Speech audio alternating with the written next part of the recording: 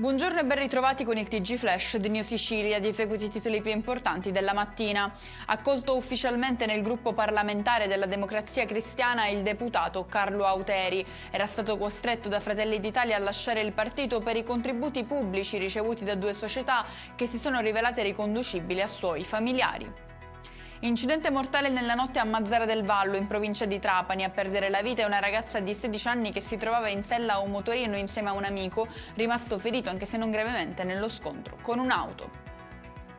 Slittano alla seconda metà di giugno i lavori per il recupero del Baesia. L'obiettivo è procedere verso il sollevamento definitivo del veliero dal fondale.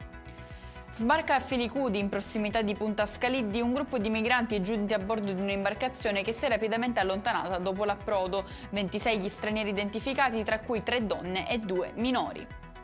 Crescono a dismisura le banconote contraffatte in Sicilia, soprattutto i tagli da 20 e da 50 euro. A farlo notare è Gabriele Urzì, dirigente nazionale Fabi, che ha sottolineato l'importanza di piccoli accorgimenti fondamentali per riconoscerle e non lasciarsi ingannare.